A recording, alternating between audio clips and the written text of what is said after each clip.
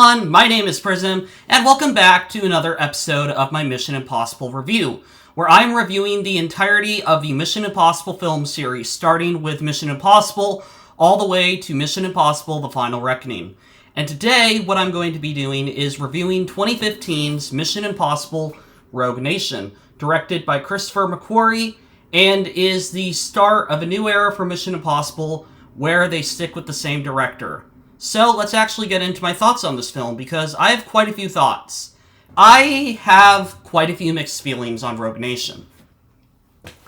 I don't deny that I think this is a very well-directed film, and I think there are some great sequences in here, but I feel like the film has a pacing issue.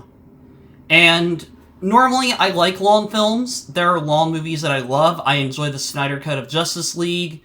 And maybe it was the experience I had watching this film was not 100% the best.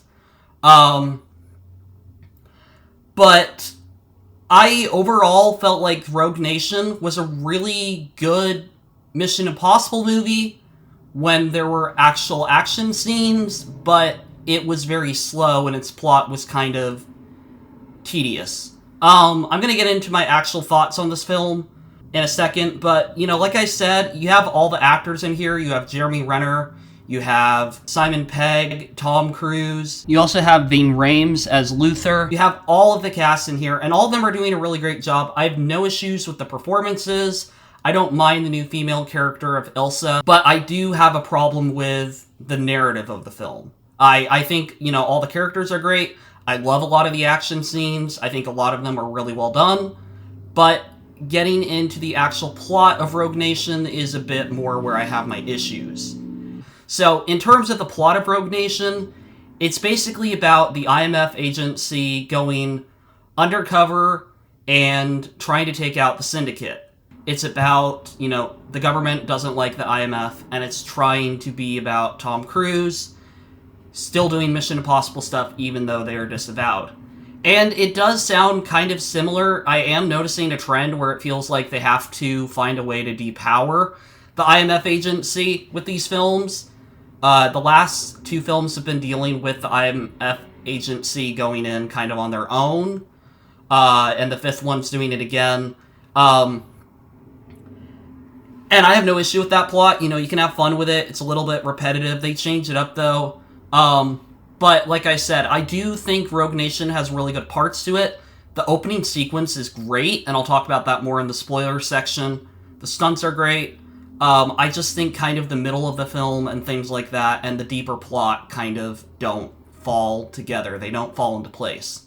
Now, what happens during that mission? Well, there's some really good parts. The opening sequence of the film is literally Tom Cruise on the wing of an airplane. He's basically hanging on for dear life. It's a really cool sequence, and it really shows you that this is Mission Impossible, and we are going to go full-blown stunts. And there's a lot of them in this film. There's also the underwater sequence. There is the car chase, the motorcycle. There's the whole opera sequence, which I don't know how I feel about the opera sequence. I really liked it, but it also felt a little bit cheesy. But it never goes over the top where it feels like it's trying to be a parody or anything like that. It just feels a little bit cheesy that we're having this dramatic opera music with all this action going on. But then again, that could just be me. I think, like I said, I think my biggest issue is the plot, because the whole thing's about the syndicate and about, trying to stop them. But one, we don't fully know what the syndicate can do. I guess they want to try and control the world, bring back peace in their own way, try to be like an anti-IMF, as they're called. And, that's a fine plot, whatever. They're not going to be the most in-depth villains. As people have said, the Mission Impossible films are more about stunts and plot. But it felt the most lacking here. It just really felt like there were these sequences, and there were really good moments, but it felt like there was a lot of just kind of dropping the ball. I think the entirety of the sequence about Ethan Hunt having to put in the key and Benji having to go through the scanner at the right second or he would have been captured is a really good scene. I really like all the mission stuff with that. I really like how it kind of feels like the first film.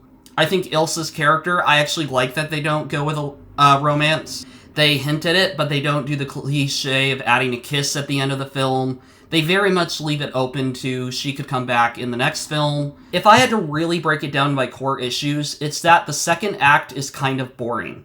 There's these really big elaborate sequences, and that's kind of it.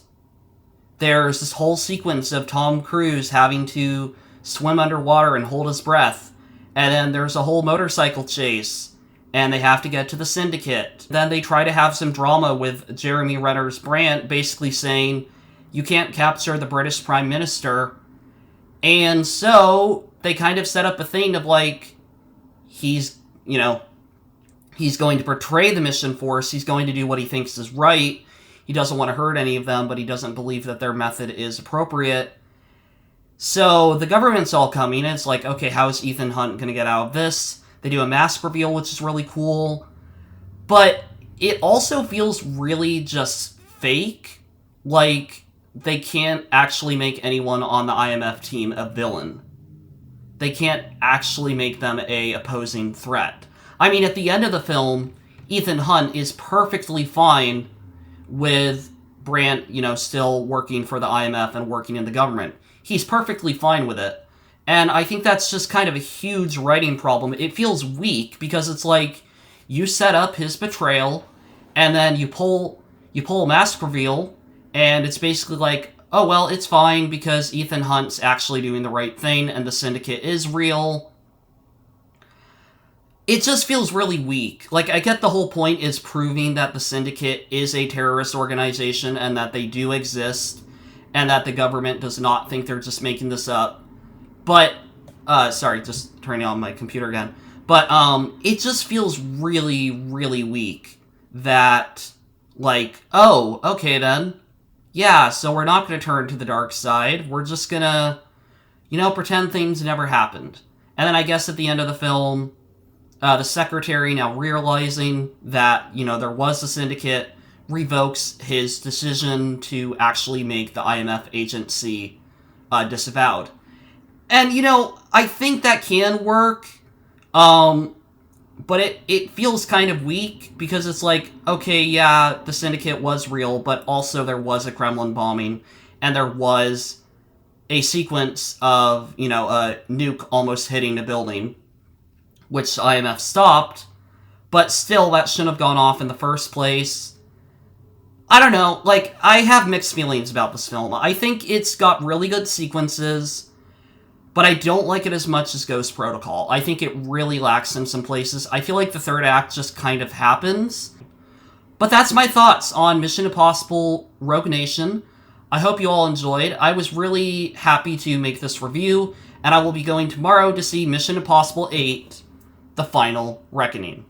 Anyways, thank you guys for watching. I hope you all enjoyed, and bye for now!